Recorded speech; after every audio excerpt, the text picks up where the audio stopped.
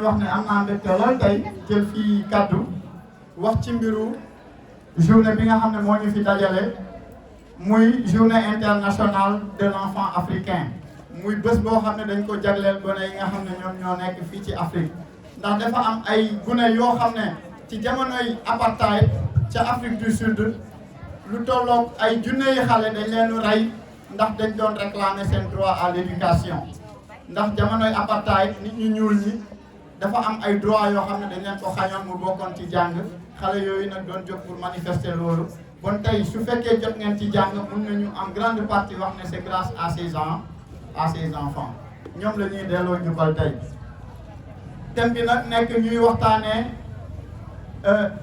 bépp jéego boo xam ne def nañ ko depuis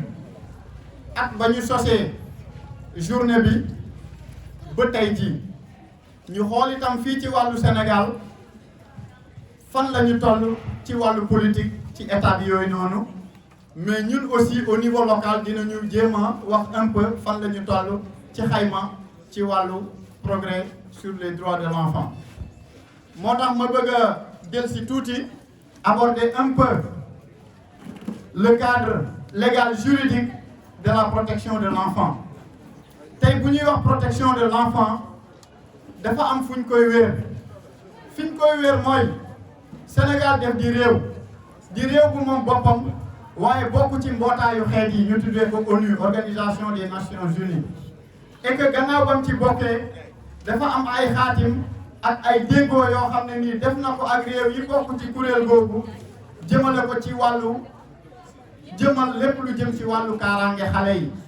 bi ci jiitu mooy la déclaration universelle des droits de l'homme mooy li nga xam ne moom moo ŋànk ak yelleefu doomu aadama gannaaw loolu Sénégal dafa xaatim la convention des droits de l'enfant muy kuréel gi nga xam ne moom moo ŋànk ak yelleefu xale yi mais ñu ne yemuñu foofu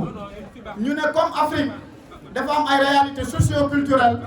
te convention des droits de l'enfant ay droits dong la jox xale yi ñu ne dañuy créer benn kuréel boo xam ne ni Afrique moom mooy saytu ak yelleefu xale yi ñu tuddee KDB mooy la charte africaine des droits et du bien-être de l'enfant charte africaine boobu pour gën ko leeral rek mooy jéem a africaniser convention des droits de l'enfant ndax moom non seulement dafa accorder xale yi ay droits mais accorder leen aussi ay devoirs donc mu mel ni charte bi dafa bëgg a jël en charge les réalités socio-culturelles africaines mais yemuñu foofu Sénégal bi ñu ñëwee Sénégal nga xam ne moom réewu boppam la def ne gannaaw bokk na ci kuréel yooyu yëpp xaatim yëpp dafay jëmal lépp lu jëm ci wàllu kaaraange xale moo tax ci constitution Sénégal bu 22 janvier 2001 Sénégal jël ci engagement ne lépp lu jëm ci wàllu protection de l'enfant dina ko doxal dina ko jëmal ba tax en 2013 loolu moo tax ñu ne sax ci thème bi depuis 2013 yan progrès la ñu def boobaak léegi en 2013 Sénégal taxawal lu ñu tuddee la stratégie nationale de la protection de l'enfant muy doxalin woo xam ne ci la Sénégal di tegu pour doxal lépp lu jëm ci wàllu kaaraange xale yi stratégie nationale boobu ñu ne lii mëbatam mooy fexe ba jël mbir mi delloo ko askan wi maanaam comme jafe-jafe yi ci xale yi ci askan wi lay jógee ci askan wi lay màggee ñu ne nañ ko delloo askan wi moo tax ñu samp ay kuréel ci département yi ci arrondissement yi ci communes yi ci village yi ak ci quartier yi ñu tuddee leen comité départemental de la protection de l'enfant dans le département dirigé par le préfet de Birkelane si c'est dans le département de Birkelane mu am aussi au niveau de l'arrondissement un comité de suivi des actions de la protection de l'enfant sous-préfet de l'arrondissement jiite ko ma nekk le coordonnateur ici au niveau de l'arrondissement je suis en même temps membre du comité technique restreint du CDPE mooy kuréel bi ñu teg au niveau du département ñu samp aussi dans chaque commune un comité communal de protection de l'enfant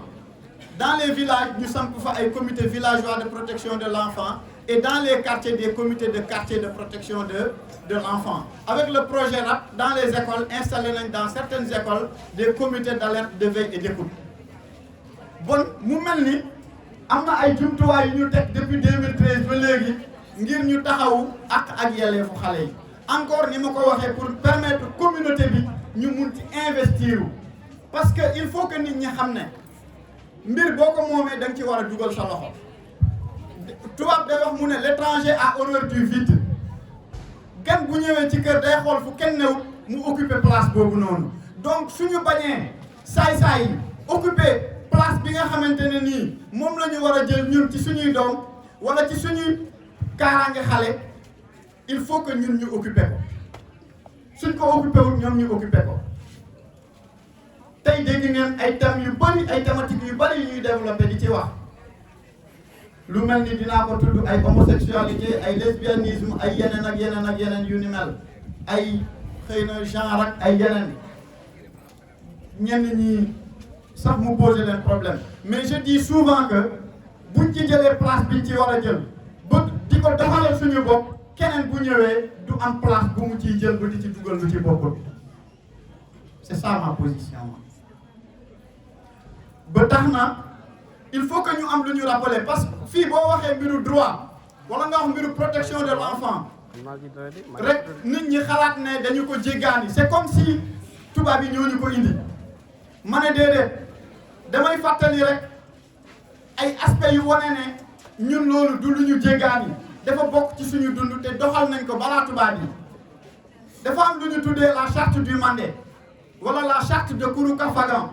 boo xam ne jamono Soundiata Keita moom lañ ko woote woon ngir waxtaanee lépp lu jëm ci wàllu askan wi ci la ñu njëkk a wax ne askan wi faaw ñu pàccee ko ku nekk ñu jox la sa cër ci askan wi loolu moo tax ñu jàpp ne d'ailleurs la charte du Mandé est l'une des constitutions les plus anciennes au monde et que tey valeurs yi nga xam ne nii ñu ngi wax ne dañ ko hérité ci monde occidental valeurs yooyu fekk na charte du Mandé wax ci bu yàgg a yàgg parce que li ma wax ni c'est au XIIIe siècle pour firndeel loolu damay jël rek ci préambule charte du Mandé boobu ma jël article 1er ñu ne dans la charte toute vie humaine est une vie aucune vie humaine n'est plus ancienne qu'une autre ou supérieure à une autre vie mu mel ni bon foofu dañuy wax le droit à la vie ñu jël article 2 mu ne tout tort causé à une vie donc exige réparation donc justice mu mel ni dañuy wax ne képp koo xam ne ni enfreindre nga loi bi wala tooñ nga nit dañ la war a atte article 3 mu ne que chacun éduque comme il le faut ses enfants et pourvoir aux besoins des membres de sa famille ku ci nekk war nga fexe yar say doom ni mu waree te fexe ba matal li nga xam ne moom moo wax ci sa njaboot li war sa njaboot lan la lekk naan faju jàng wax sa xalaat am jàmm ñu aar la loolu foog naa ku nekk moo ko soxla ku nekk la wax ci njabootam sa doom juddu nga déclaré ko à l'état civil et ça me permet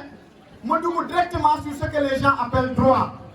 léeg-léeg nga ne droit ñu ne waaw xale yi waruñu xam seen droit yi wala xale yi waruñu am droit mooy lan je dis que le droit est un besoin inhérent à la vie lu mënul ñàkk ci dundu doomu aadama la le droit est un besoin sociologique mooy lan garab tey boo ko jiyee dafa soxla nga ji ko ci suuf su baax ni ñuy wutalee doom ndey ju baax pour mu bokk ci askan wu baax garab dafa soxla ñu di ko arrosé garab dafa soxla ñu di ko engrais garab dafa soxla ñu di ko faj pour di ko defal ay pesticides yu ni mel pour bañ max yeeg yooyu lekk ko garab dafa soxla ñu yiir ko garab dafa soxla ñu ñàkk ko pour bañ dara ay song ko yàq ko de la même façon bu fekkee loolu war nañ ko mën ci xale war nañ ko mun ci garab war nañ ko mun ci xale li ma wax fii moom la xale soxla lekk naan faju jàng ñu aar ko yiir ko déclarer ko à l'état civil donc et peut-être yeneen droit yoo xam ne xëy na dimuñu leen lii moom la xale yi soxla alors quand on parle de droit des enfants c'est ça maintenant malgré ça la charte africaine des droits et du bien-être définir na ay devoirs pour xale dafa war a déggal ay waajuram ci lépp loo xam ne nii nag du ko lor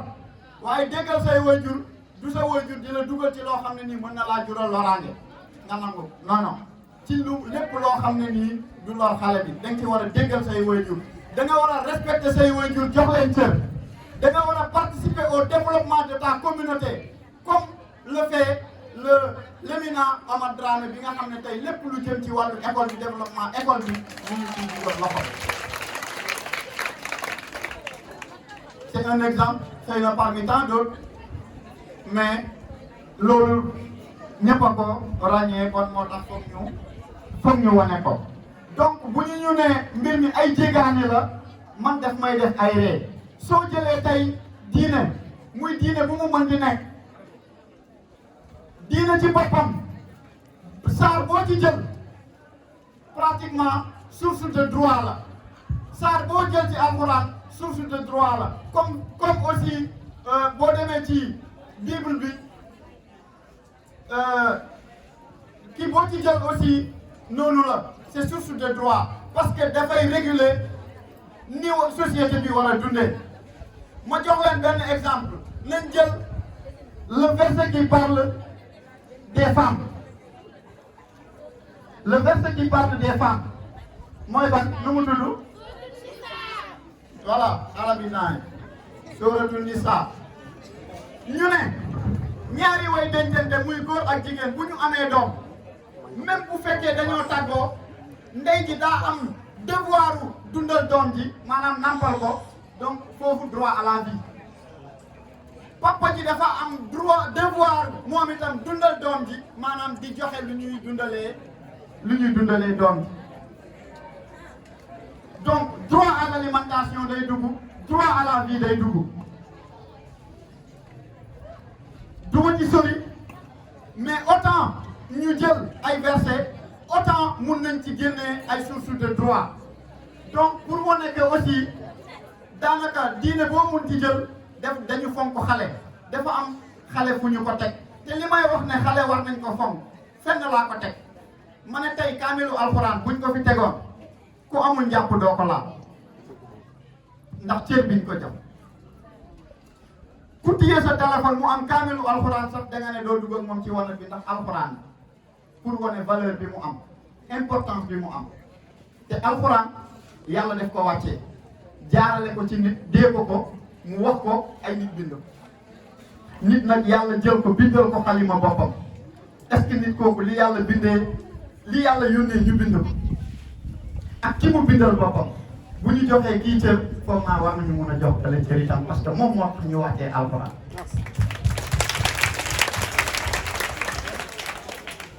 et que nit kooku ci xale lay déparé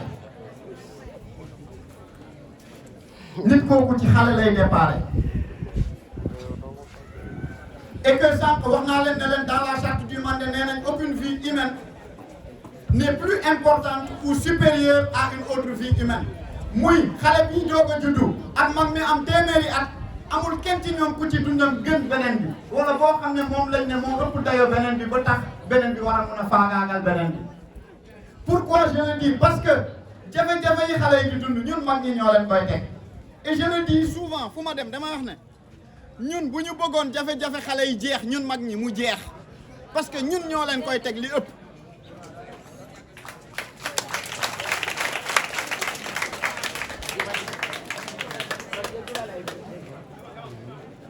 donc c'est pour un peu en appeler à la responsabilité di wax ne naam ñu ngi góorgóorlu ci suñuy doom ku ne yaa ngi jéem ci say doom mais actuellement dañu toll ci lu ñu tuddee approche communautaire boobu nag moo ñuy permettre ñun ñu jël mbir mi téye ko ak suñuy loxo doxalee ko ni mu ko bëggee doxalee ko ni mu méngoo ak suñu cosaan ak suñu aada ni mu méngoo ak suñu diine mais toutefois ñu bàyyi ko chaque fois di seetaan rek naan sama yoon nekku ci wala gars yi ay saay-saay la ñu ngi def nangam dañuy gën a am doole donc il faut qu'on occupe la place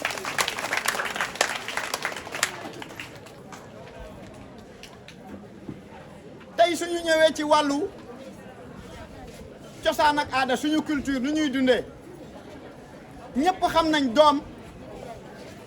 place bi nga xam ne moom la am ci société nee nañ la famille est la cellule de base de la société mais famille boobu kan moo koy fondé papa ak yaay mais papa ak yaay pour ñu fondé famille boobu lan mooy socle bi doom la tey ku ciy sëy boo génnee àdduna li ñuy njëkk a laaj ndax wàccu amoon na doom ndax wëcc na doom parce que l'enfant est la continuité de la famille.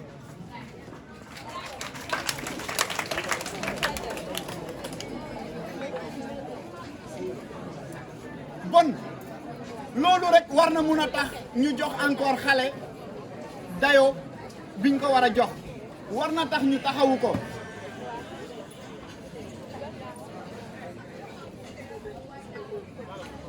Donc xëy na j'ai été trop long. Certes aussi, certes on a beaucoup de choses à dire mais ni ko Chérif waxee sànq lu jiw a jeexul jógu fa te lu duuf ci cin li yëpp li duuf ci nag yëpp xajul ci cin li waaye nag jëm ci dëxëñ li ñu man mais encore une fois ma leen di wax ne xale yi ñu ngi dund ay jafe-jafe daaw recensé nañ 7000 élèves yuy jàng amuñu kayitu juddu 7000 élèves yuy jàng amuñu kayitu juddu 2000 élèves yoo xam ne ñu ngi def CM2 pardon 700 élèves yoo xam ne ñu ngi def CM2 amuñu kayitu juddu daaw xale yooyu noonu c'est vrai am na une partie ñoo xam ne déclaré nañ leen seen kayit dafa réer wala mu am problème mais daf ci am ñoo xam ne mosuñ leen déclaré à l'état civil violence mun na gën a métti lii te l'état civil j'ai l'habitude de le dire est un droit qui confère d'autres droits ak la ak yelleef buy maye yeneen ak yelleef parce que état civil dana tax nga jàng état civil dana tax nga nekk citoyen état civil dana tax nga am kayit mën a tukki état civil dana tax nga liggéey état civil dana tax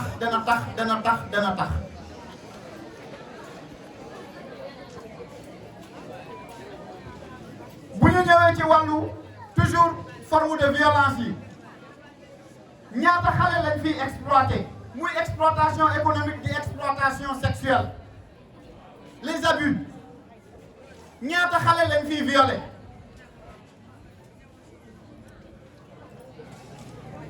ñaata xale vous savez quand chaque minute pratiquement ñu ne am nañ 3 filles qui meurent 3 jeunes filles yoo xam ne dañuy génn àdduna te ci violence la ñuy ñàkkee seen àdduna moo xam dañ leen a violé rey leen moo xam dañ leen a dañoo ëmb di am doom faatu moo xam dañ leen a dóor ba faat leen mais ci ay violence la ñuy génne àdduna. Les mariages d'enfants mooy li ngeen tuddee mariage précoce gone yi léegi ku ci focc rek wuti jëkkër foog ne c'est la voie du salut waaw dañuy tooñ seen waajur yi naan waajur yi ñooy maye xale yi waaye xale yi ñooy def lii tax ñu leen di maye.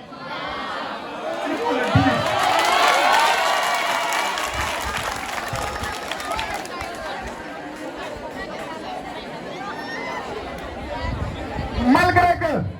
ngeen baal ñu jeexal malgré que damay wax ne njuumte du faj njuumte mooy xale bi mënul juum yow waajur bi nga ne da ngay réparer erreur bi mu def nga teg ci njuumte encore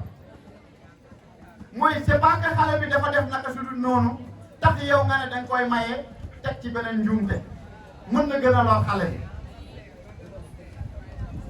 et que tey pas plus tard que ce matin jot naa ñaari appel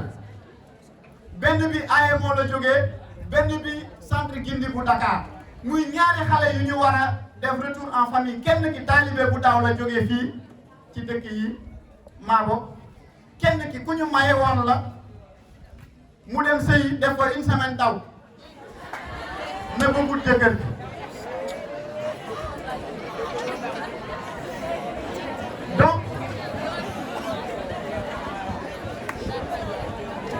C'est une manière.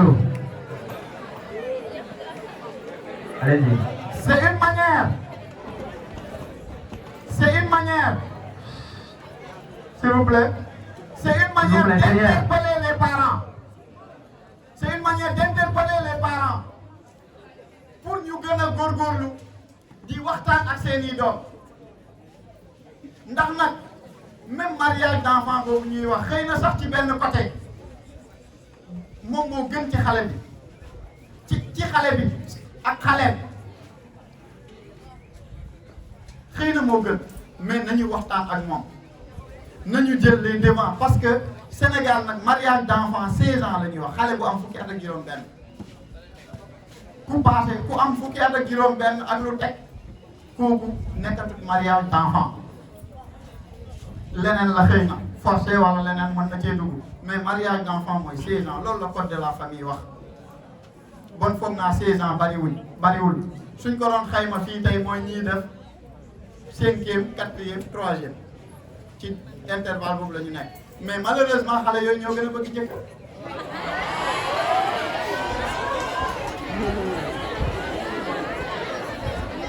donc autant ñu interpeller seen parents yi autant yéen xale yi ñu interpeller leen xale day yem ci kuddu ñu rox ko ci gayet saa neex teg ci mu ne gone day toog ci pooju ndeyam waaye gone boo xam ne am sa téléphone bu ñëwee nii rek nga kaalaw dugal ay casque ci biir di mundu mi loxo bu jógewul ci lambatu dëkk ci lambu nday waaw li leen di dal yëpp yéen a koy def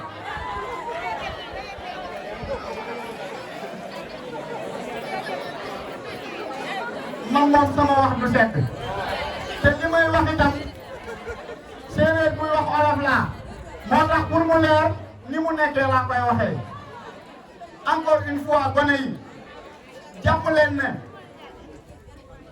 du dem lakkatu ci néegu sëy gone gu ndaw du dem lakkatu ci néegu sëy moo koy muccal gone gu ndaw bu tollee ci xale toll ci jàng na jàng toppatoo njàngam am fulla am fayda man damaa bëgg jigéen ku am caractère jigéen ku am fulla am fayda. J'ai rappelé ici un jour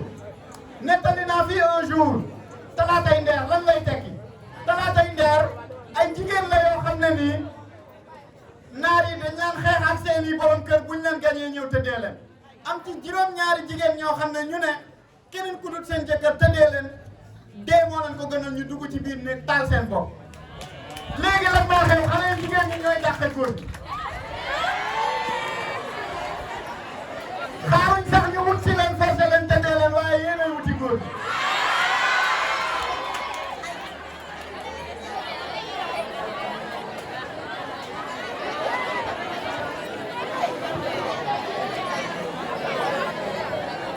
non c'est la journée des enfants